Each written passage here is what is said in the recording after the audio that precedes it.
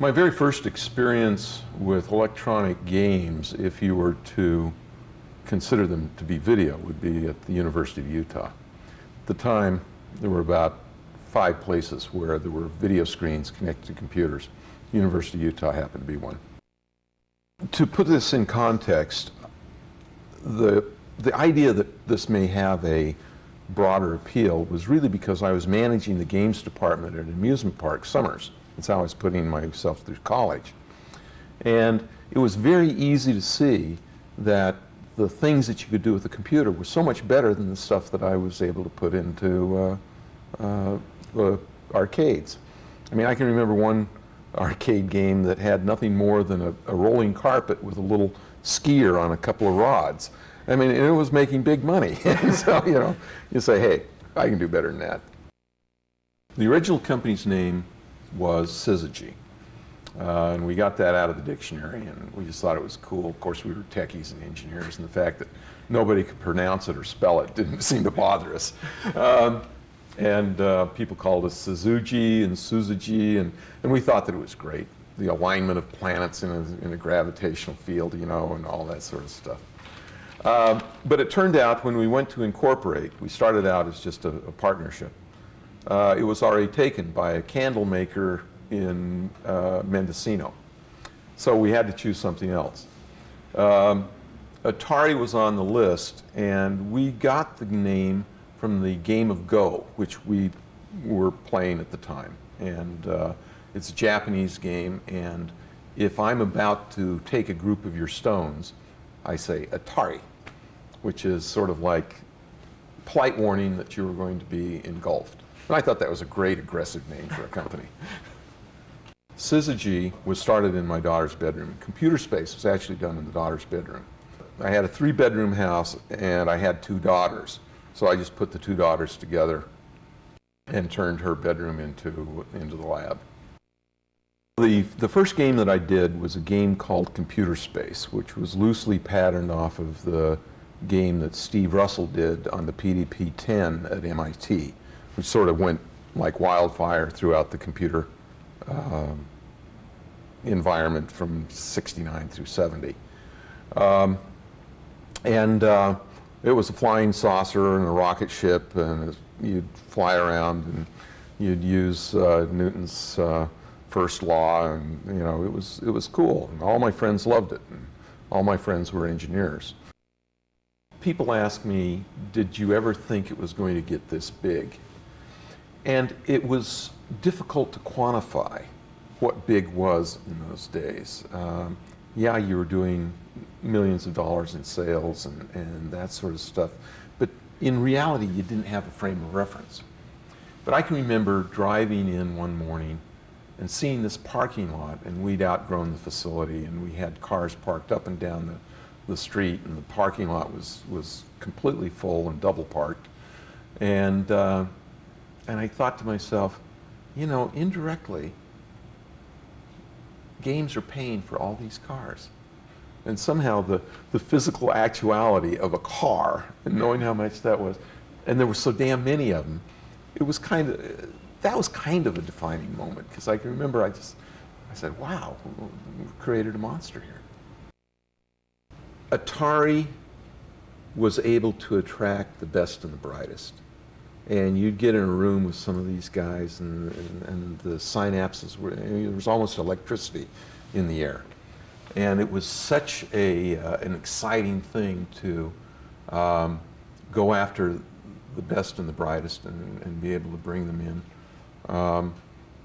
Because this was at a time in Silicon Valley where everybody was going to the bare cubicle and that sort of thing. We put in offices and hot tubs and various things. Well, it was very, very interesting. I mean, it was the early '70s in Silicon Valley, in California. A lot of hippies and rock music, and we were very young. And it was a kind of, in a way, we decided that it was going to be a little bit of a social experience, or experiment. And we had all kinds of company benefits and parties and things like that. I remember that when we went to get health insurance, that the health insurance guys had never seen a demographic that was so young. I mean, Al Alcorn was 27, I was 29.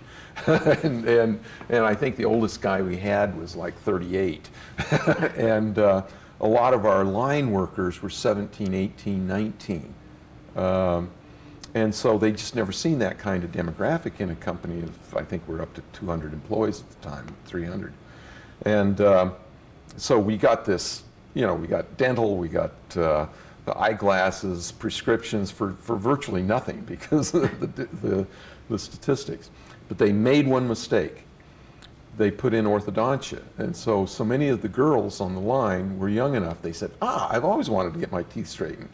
And so I looked out one day and the whole line was sporting new braces. Atari grew without venture capital. We didn't have a penny of venture capital until we were about 40 million in sales. And so as a result, we were constantly out of money because we were, collecting money and paying. And I literally sweat every payroll because, you'd say, do we have enough money in the bank for payroll? The answer was no. Who can I call up to collect some bills? And it was just a fight and a push and a fight and a push. And I actually think that I wouldn't have sold Atari if I'd have just taken a vacation. But I was tired. It was a fight, it was a struggle, and all of a sudden somebody comes along and offers you more money than you ever thought you were going to be worth, and you say, why not?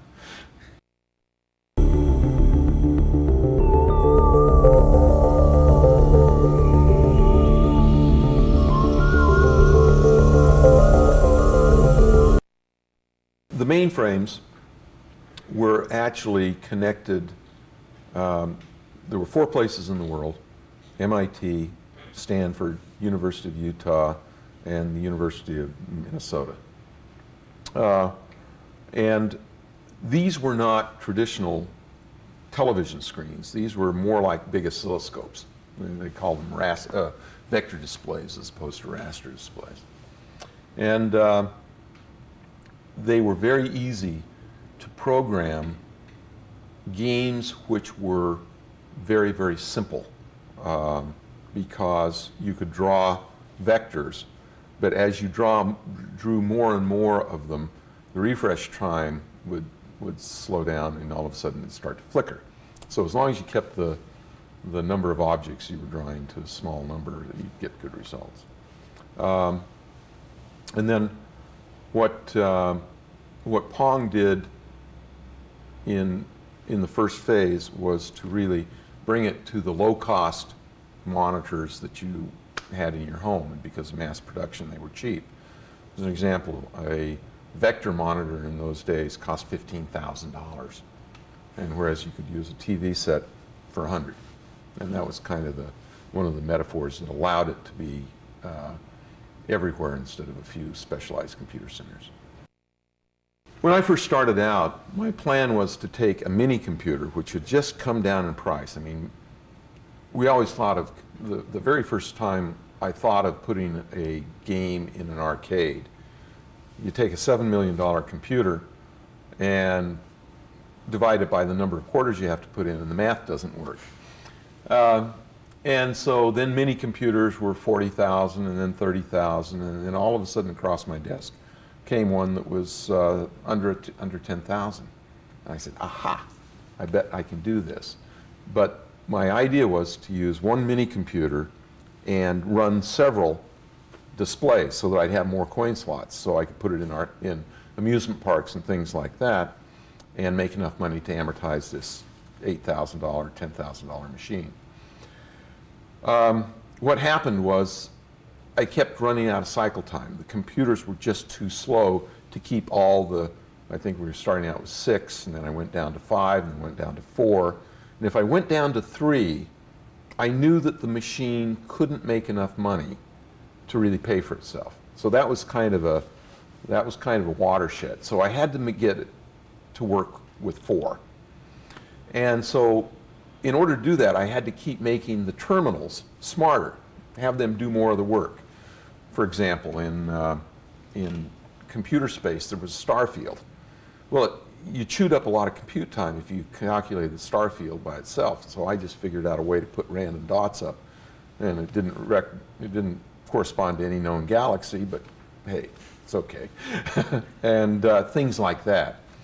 But I kept running out of cycle time, even on the calculating where the ships were and interrogating the joysticks and all that sort of thing.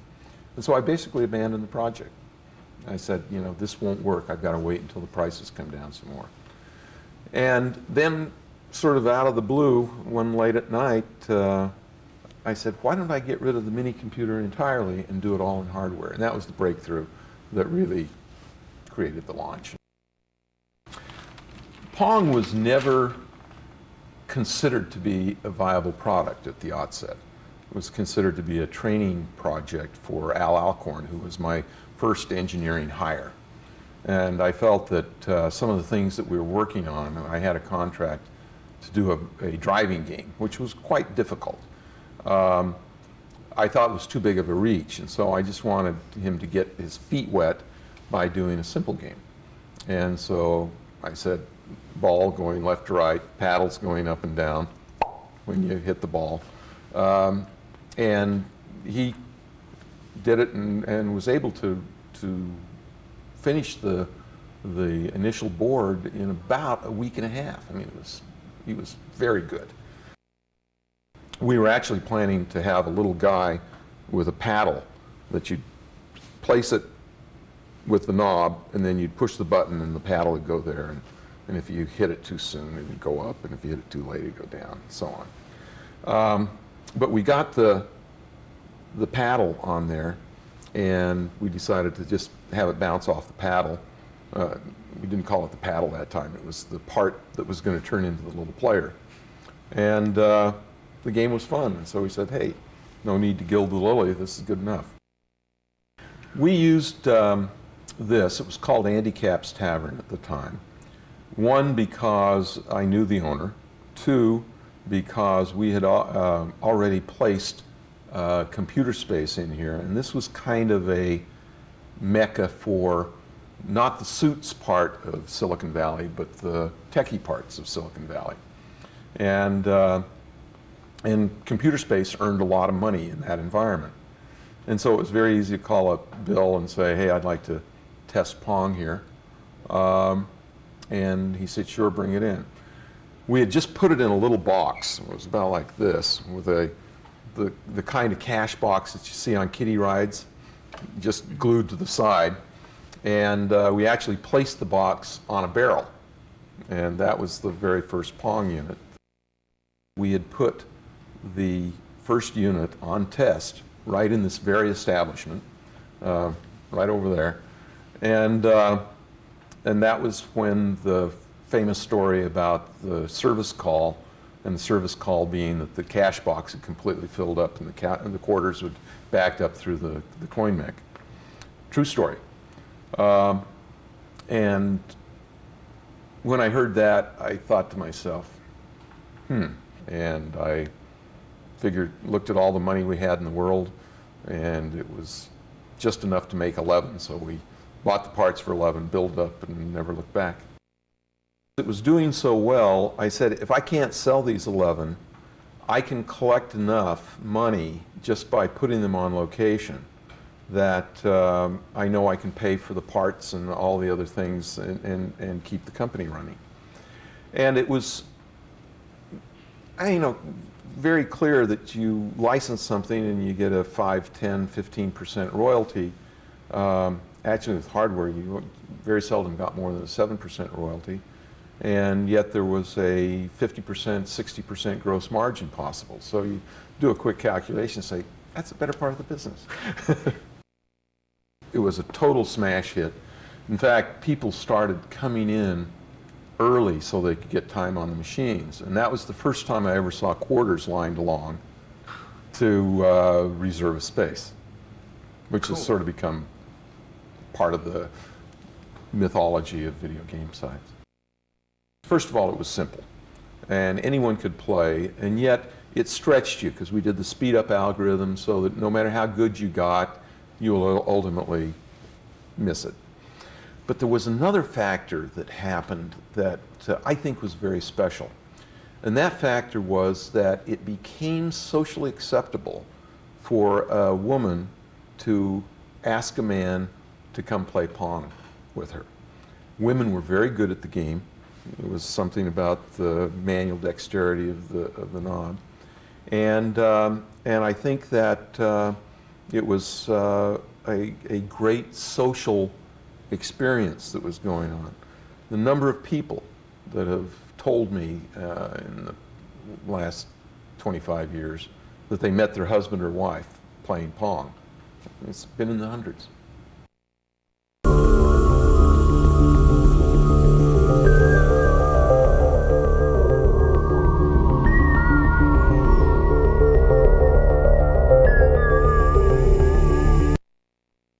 It turned out that if you had something about the mass of a pool ball, which of course you never have in a bar, and you hit the third bolt down on the left side of the coin mech, it would set up a harmonic vibration and you'd get a free game.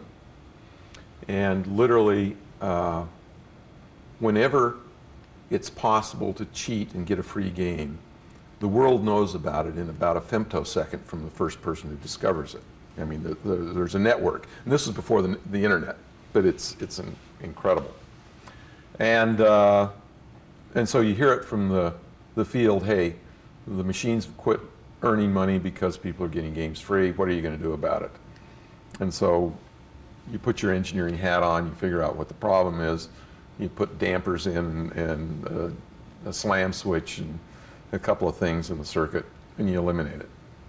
The other one that happened is in dry climates, if they happen to be placed on a carpet, and if you could really get a big electrical charge, and if you hit, in this case, it was the top bolt, you'd get a spark that would go through and it would reset the machine, and about 1 in 3 times it'd start the machine. Well, we saw people doing what became known as the Atari Shuffle. And if the place didn't have carpet, they would put on nylon jackets and rub against each other to get a charge up. And that was a much harder one to do because these high voltage things would go all throughout the digital stuff. We were able to get that one solved as well. There was a very clever system in which the guy running the machines found that the counter had counted coins, but when he'd look in the cash box, there'd be nothing there. And one time he noticed that there was a little bit of moisture in the bottom, and so he staked out the machines and found out that some little kids, some 9, 10 years old, had taken modeling clay, made impressions of quarters, filled them with water, and then put them in the freezer with a little bit of sand or other things to make them a little bit heavier.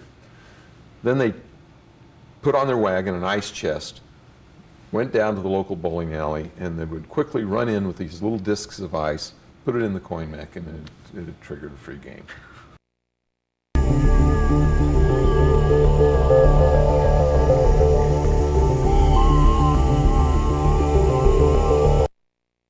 We tried to sell Pong for probably 4 months before we sold any. We took it to the toy show and got no response. We took it to, all kinds of appliance chains, not a single taker. Took all the toy chains, not a single taker. And we thought we had a real turkey on our hands. And yet we knew when we talked to customers that there was a demand for it, that we could sell them to people. But how do you get distribution? I mean, because the toy store said it's too expensive for us. $29.95 is the highest price thing that we have in our stores. You go to the appliance departments and they say, we can't have a $99 product because people want to finance it, and we don't think it's going to be lasting that long. So we can't do that. And so the breakthrough came with a single buyer at Sears Roebuck, who we just called after we'd gotten turned down in the Sears Roebuck toy department. We got turned down by the Sears Roebuck compliance department, and he'd heard about it. And he said, and the previous Christmas, he had done a big job in home pool tables. And this Christmas he said, pool tables in bars, what are else in there? And so he'd done a deal with somebody that did an electromechanical pinball machine. He says, and video games are in bars. Let me give it a try. And so we called him up, and he showed up on our doorstep the next day and said, how many can you produce? We thought we could produce maybe 25, 30,000. So we said 70,000. And he came back with an order for 150,000. And we said, there's just no way we can fund that. We just don't have the money. He says, don't you worry. I'll introduce you to Sears Bank, which he did. And then they advanced us 80% of the sales price the minute the unit fell off the end of the line into a bonded warehouse that we had. And so all of a sudden we had the funding, and you know, if you have the money, you can figure out how to make 150,000. I actually think we made almost 200,000 that year.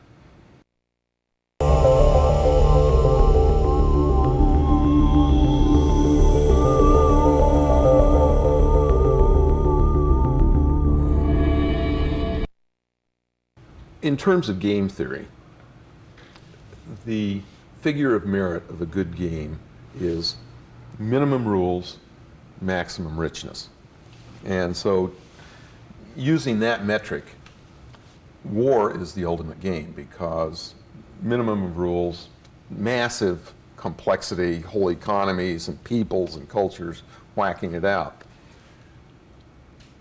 If you take the next best metric for game playing, it's business, where you have tremendous complexity, keep score with money, market share, what have you, and it's really fun. And being a game player, looking at strategic as well as tactical decisions in business has always been really a lot of fun.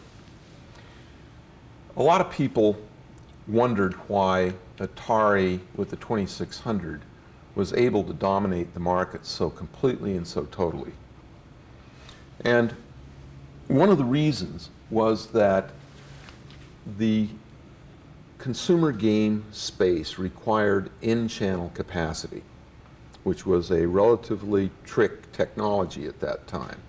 Used, small scale, had to be able to do very small etchings. And so at the time, there were only 5 companies in the world that could do it, that had an in-channel process. So since we were the first, I went around and I cut deals with every one of the in-channel houses to make me the next generation custom chip for the next generation Atari 2600. And these were exclusive. And so basically I knew that if I could tie up all of them, that nobody could compete with me because there just wasn't anybody left. And so, and it was costing us like $50,000 to $100,000 a year. And I could constantly make just enough little changes that in the in-channel world where it was all LSI, any change set you back at least 3 to 6 months. And so I felt as long as I could keep this shell game going, it'd be really great, and I'd have totally isolated and dominated the marketplace. Well, after I sold the company, and I was working this thing, people say, why are you doing this? You only need one next generation. Pick the guys that are the best and let these guys save you $100,000. Well, you couldn't really tell them out loud that this is a blocking strategy, because business guys, particularly green eye shade people, don't get that. They don't understand that for $100,000 to get a monopoly is really a cheap price. Really a cheap price.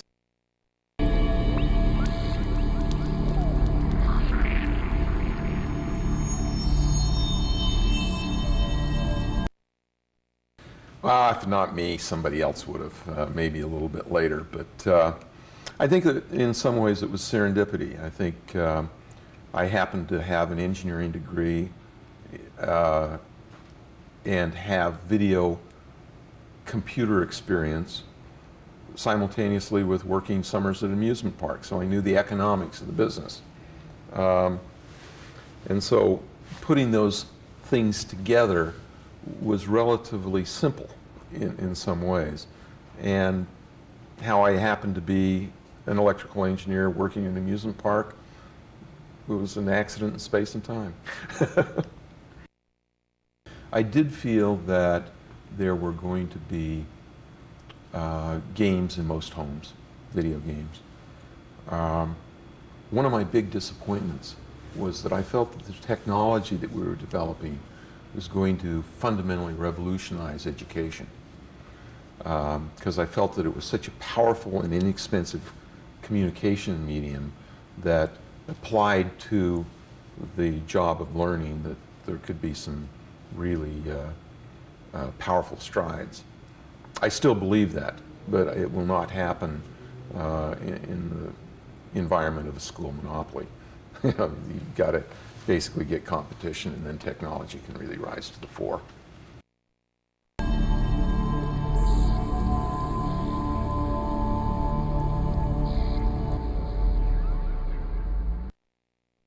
I think that whenever you go back to places that have historical roots for you, it allows you to sort of vicariously relive some of the past fun times that you had. I mean, these were heady times. These were really, the world was in turmoil. The business was in its infancy. I mean, a lot of times the underpinnings for what later became the personal computer business were really being placed here. You know, that sort of stuff. There are all these links and connections. And it's, in some ways, a little tiny bit frustrating, because there was a time in the personal computer business where I knew everything that was happening. I knew the microprocessor, I knew the clock speeds, I knew everything. I knew every hard drive that was available, and then all of a sudden it just goes like this. And so that feeling of control and understanding just goes away. If you blink, all of a sudden the whole segment of the business moves in another direction. The games were fun because they had to be simple enough. The world was naive about video games. There wasn't a long learning curve. And unlike the coin-operated video game business today, in which very few people play games. I mean, if you were to go down and ask a random number of people, when was the last time you put a quarter in a coin machine to play a video game, the number's pretty small. And what really happened is the games were very accessible to anyone, because they were simple to play and yet challenging and fun. Later on, the business moved away from that, and the games kept getting more complex and more difficult to play. If a typical person wandered into an arcade today, with the possible exception of a driving game, they'd be hard-pressed to play a punch-kick fight game and do any good. They're very difficult. The greatest achievements, I believe, fall into sort of two different categories. One is sort of technical progress. The other side is sort of the game thought and direction.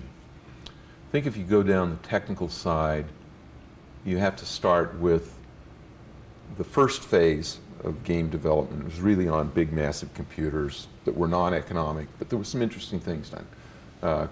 Space Wars is probably the pinnacle of development in that space. Then the Atari side really created what I call state machines. These were not, they used computer chips, but they weren't strictly von Neumann machines, which is a technical term for a machine that executes a program. And then that phase stayed until Asteroids. And Asteroids was the first coin-operated video game that had a microprocessor in it. And in that case, the microprocessor still wasn't fast enough, so it basically did a lot of the calculations, but you still had a huge number of chips that you had to do the interface with. From there, you go to consumer Pong and the consumer side of the marketplace, which condensed everything into one chip, which allowed cost and reliability to be good enough that you could go in the home. So that's sort of, I think, a technical breakthrough. And then the Stella in the 2600, which worked with a microprocessor to make a reprogrammable game, and that was where the cartridge economic model was set up, which really allowed a razor blade thing, because we made very little money on the hardware, but we made a lot of money on the software. And that's sort of been the metaphor for the gaming, for the consumer game business ever since. Then in terms of technology after that on the coin-op side, it's been just evolution of bigger, faster, better, faster processors, better use of memory, able to manipulate more and more polygons, which is sort of the standard litmus test of what is good. If you climb over on the software, the entertainment side, you sort of go from what I'd call primitive black and white kind of boxy stuff to the point where you now are creating pretty realistic objects. There was sort of the ball and paddle game phase of the marketplace, then there was the driving game phase, which is continuing on. And then you got into a point in time where there were these object games, these puzzle games, like Pac-Man and Centipede, and some of these old wonderful classics in which you were sort of gathering and packing and chasing and running and everything against time. Then there was this other thread that was sort of starting at the same time on the computers, which was probably started by Colossal Cave, and that was the role-playing, game-playing, action-adventure, where you were actually in a long-form game. This is a game where you can play for days and days and days. And I actually think that was a very important milestone that which has really spawned the Mists and Ribbons and a lot of the other genres that have been popularized by Sierra and some of the other games like companies like that. On the action-adventure side, the arcades have always been very good because they had good user interfaces. The home game side has always been plagued with bad user interfaces and not nearly as good. I mean, it's not as much fun to play a driving game with a joystick than it is to have a steering wheel and a gear shift and a gas pedal. And so that's, you're starting to get that more and more available in the home, but it comes at a price. I think that the home game and the console games and then the divergence of the computer side was also another very important part, because the computer allowed for a lot more creativity, because programmers could, without a huge budget, come up with something that was really wonderful in the computer environment, where it was much more difficult on the home game side, because the manufacturers are always creating huge barriers to entry because they want to control the marketplace. And so I believe that we have much richer and more powerful games, and the game space is more interesting in the computer side because of that freedom. I think it's wonderful that the power today allows you to totally emulate the things that were very difficult to do many, many years ago. And so that it gives access to anyone. These games which, like fine wine in old bottles or classics, whether it be music or others, I believe that some of these games are classics and will continue to have play value forever. And I think that, like so many times in the movie field, and that sometimes the emulation is a step, but then there's a chance for sequels in which you take the basic gameplay and upgrade it to the current market standard of color and sound and what have you.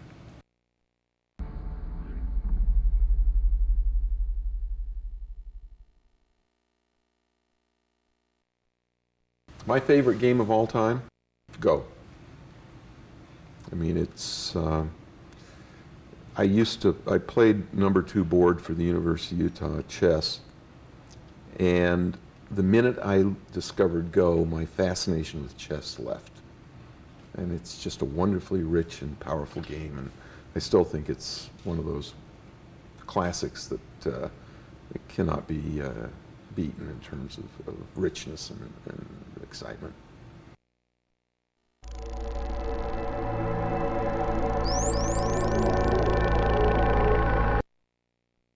The 4004, which is the Intel first microprocessor, was so slow. I mean, it was the first one, and it couldn't possibly have run a video game. And I think that it was invented just a couple of years after. But there wasn't a single microprocessor in a coin-operated video game until 1975, 76. So we built a lot of video games in the interim. And these were all state machines.